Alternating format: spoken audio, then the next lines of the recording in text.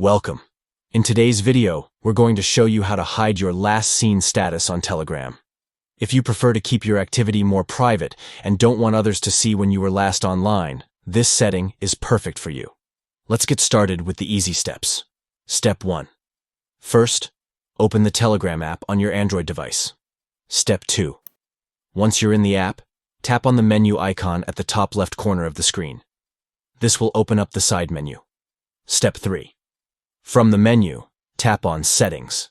This will take you to all the options where you can customize your Telegram experience. Step 4. In the Settings menu, tap on Privacy and Security. This is where you can control your privacy settings, including who can see your last seen status. Step 5. Now, tap on Last Seen and Online. This section controls who can view when you were last online or when you were last active. Step 6. Under the Who Can See My Last Seen section, select Nobody.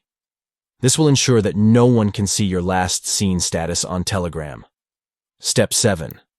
Finally, tap on the check icon at the top right to save your changes. And that's it. Your last seen status is now hidden from everyone.